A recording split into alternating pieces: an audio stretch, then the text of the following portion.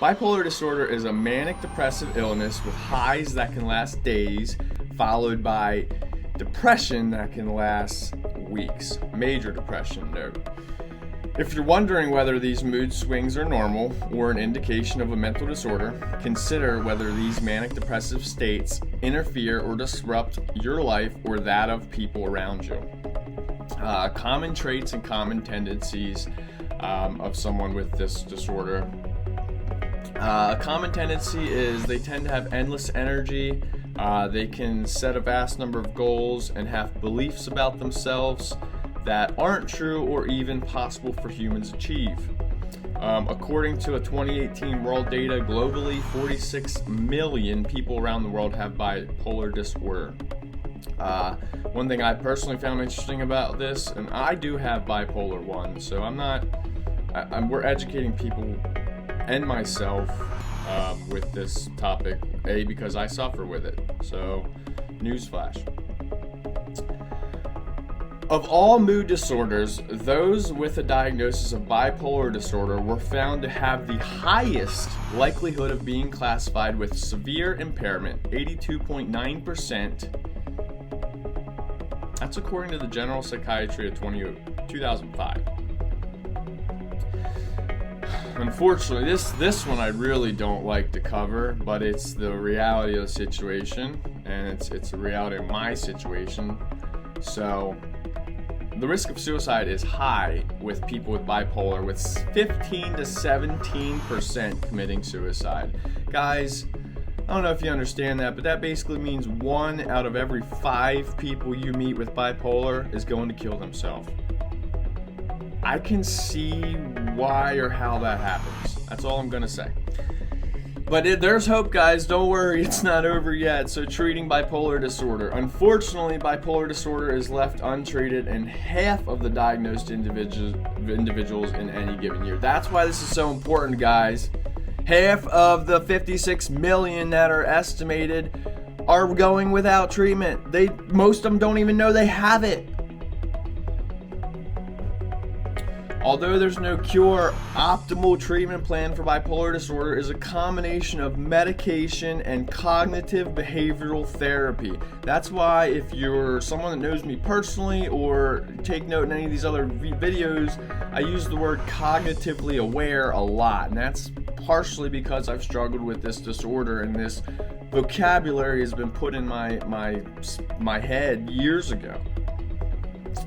So, medication can allow the client to experience a more stable mood and see things more clearly. When they are able to have a more stable emotional experience, they're more open to starting and sticking with therapy.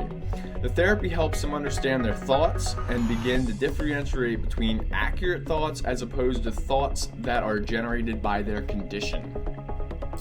Once treated with medication, usually mood stabilizers, and perhaps an antidepressant for bipolar type 2, people can be high functioning in the world. Many people with a bipolar diagnosis hold regular jobs, are parents, are successful, and live normal lives.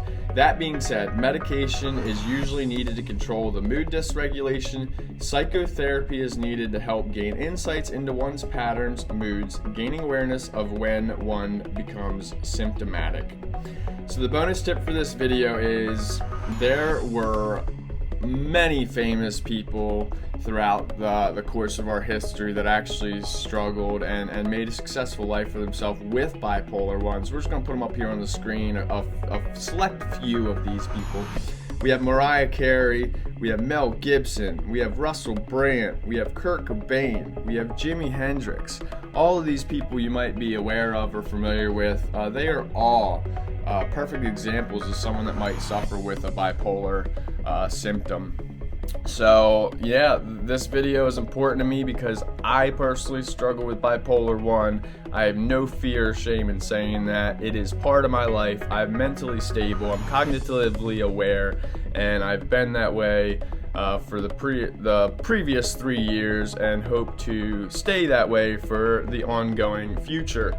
But I am aware that if something would happen in my medications, or if something would happen with my thought process or the way that I'm handling my health, this could drastically change and I could find myself right back inside the psych ward. So if you guys have any encouragement or anything for me in the comments below, or anything about your experience, like, please, like, let me know, share. I'd like to try to do the best that I can do to help you guys, and I could always use some help too. I'm out here struggling just like a lot of you guys. Just gratefully, I figured out a lot of the reasons that my illnesses affect me, how they affect me, and what I can do to better combat them and allow me to be a successful person.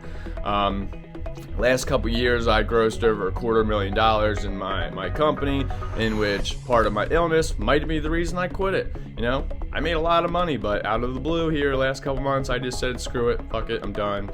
And who knows? Maybe it's bipolar. To support that, I even said, fuck it, I'm going on a 5,000-mile journey.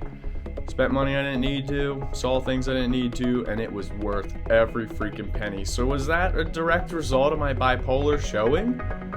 Or was that a direct result of me understanding and being aware of how unhealthy the company has started to become in my lifestyle, and also aware that in December or January, or both, I'm always in the psych ward when this particular type of feelings or health conditions occur. So I did the best I could to run as far as I could from that situation. You know what? I probably had what you'd consider one of them highs that they expressed in the talk earlier about, you know, you can have a high and a low. I was on one of them high for months. Came back home and I noticed that my lows started to kick in.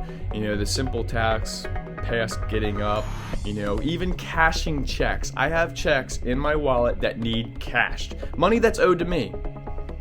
Doesn't matter. I got simple phone calls to make.